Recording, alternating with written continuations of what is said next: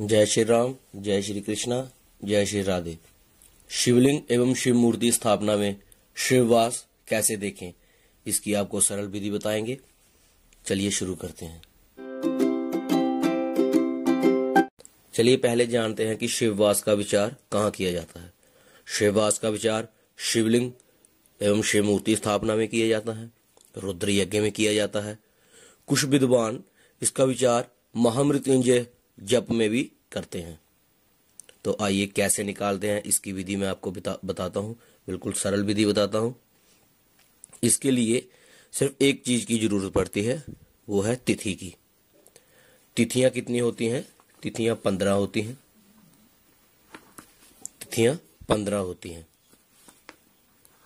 जिसमें पूर्णिमा को 15 में गिना जाता है और अमावस्या को 30 में गिना जाता है। अमावस को 30 में गिना जाता है। तिथियां दो प्रकार की होती हैं, शुक्ल पक्ष की और कृष्ण पक्ष की। शुक्ल पक्ष की और कृष्ण पक्ष की।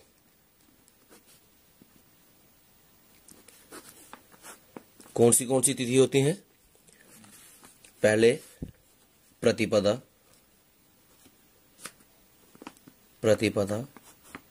जिसे 1 में गिना जाता है। उसके बाद द्वितीया, जिसे 2 में गिना जाता है। ऐसे इसी तरह तृतीया, जिसकी 3, चतुर्थी की 4, पंचमी की 5, षष्ठी की 6, उसके बाद सप्तमी की 7, अष्टमी की 8, नवमी की 9, दशमी की 10, एकादशी की 11, द्वादशी की 12, त्रयोदशी की 13, चतुर्दशी की 14। उसी तरह पूर्णिमा की 15 तिथि में गिनती करनी चाहिए और होती है। और उसी प्रकार कृष्ण पक्ष की भी सेम ही रहेंगी। द्वितीया, तृतीया, चतुर्थी, पंचमी, षष्ठी, सप्तमी, अष्टमी, नवमी, दशमी, एकादशी, द्वादशी, त्रयोदशी, चतुर्दशी। और इसकी क्या रहेगी? अमावस्या, अमावस। तो यो कृष्ण पक्ष की प्रतिपदा होगी, उसकी जो गिनती की जाएगी वो होगी 16।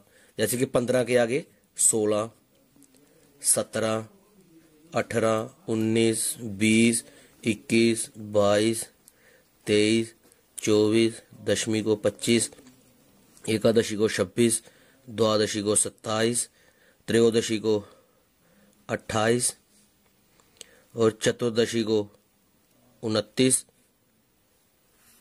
और अमावस को 30 में गिना जाएगा।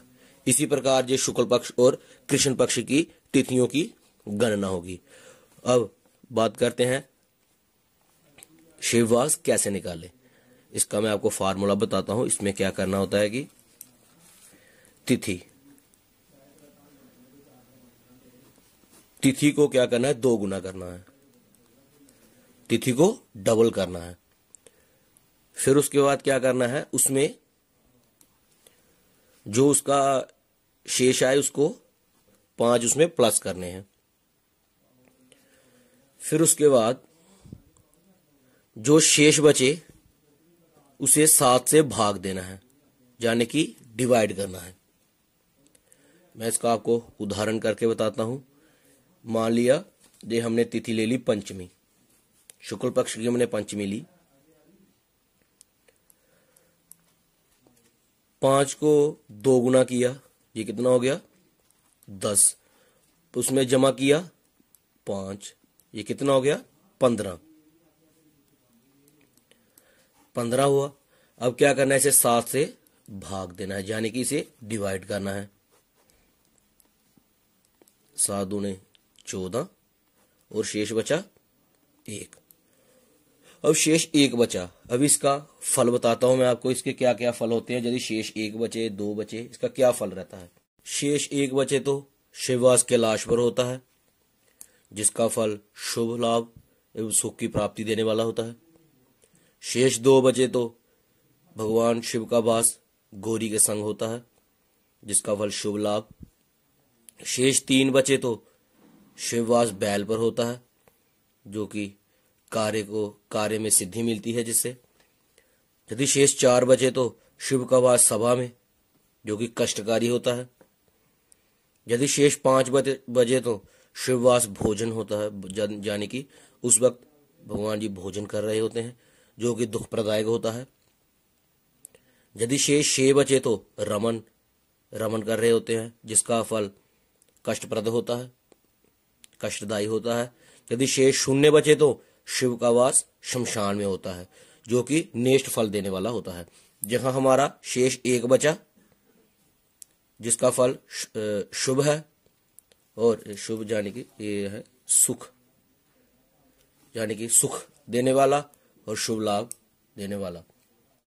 हमारा 1 बचा है, यानी कि शिववास कैलाश पर है, जो कि शुभ लाभ एवं सुख देने वाला है। चलिए मैं आपको एक उदाहरण पंचांग पर भी कर बताता हूं। ध्यान रहे, अगर आप महामृत्युंजय के लिए मुहूर्त निकाल रहे हैं, उसमें आप शिववास देख रहे हैं, तो उसमें आपको हवन के लिए अग्निवास भी देखना जरूरी है, जिसकी वीडियो का डिस्क्रिप्शन में मैंने लिंक दे दिया है, वहां जाकर आप चेक कर सकते हैं। जैसे रुद्र यज्ञ में हवन का जो आपको अग्निवास देखना है, उसके लिए क्या होता है कि अग्निवास निकालना भी जरूरी रहता है। तो उसका लिंक मैंने डिस्क्रिप्शन में दे दिया है, वहां जाकर आप हमारी जो पहली वीडियो वो देख सकते हैं। चलिए अब मैं उदाहरण आपको पंचांग पे करके बताता हूँ। ये मेरे पास एक पंचांग है। पहले आपको मैंने शुक्ल पक्ष में बताया था, तो अभी मैं एक पंचांग पे कृष्ण पक्ष में उदाहरण करके आपको बताता हूँ। तो हमें किस चीज की जरूरत थी? तिथि की। तो ये हम कृष्ण पक्ष की तिथि ले लेते हैं। मान लो हम ले लेते हैं, ये पंचमी ले ली, ये 5 दिसंबर की पंचमी हमने तिथि ले ली। और कृष्ण पक्ष की पंचमी को क्या गिना जाता है? 20। ये ले लिया हमने, ये आ गया 20, तिथि आ गई 20। अब इसको क्या करना है? 2 गुना करना है, यानी कि ये हो गया 40, ये हो गया 40। अब हमें इसमें जमा 5 करने हैं, जमा 5 करने हैं। ये कितना हुआ? 45। कितना हुआ? 45। अब इसे हमने 7 से भाग देना है, यानी कि डिवाइड करना है। यह आ गया 45, ये 7 जिसे हमें भाग देना है, ये हुआ, ये शेष बचे 3। शेष कितने बचे? 3 शेष बचे तो शिववास बैल पर, यानी कि कार्य में सिद्धि, ये भी शुभ माना जाता है। इसी प्रकार शिववास देखना चाहिए। अगर आपको वीडियो अच्छी लगी हो, अगर आपको शिववास निकालना आ गया हो, तो हमें कमेंट में जरूर बताएं। और अगर अभी तक आपने हमारे चैनल को सब्सक्राइब नहीं किया है तो सब्सक्राइब कर लें। धन्यवाद।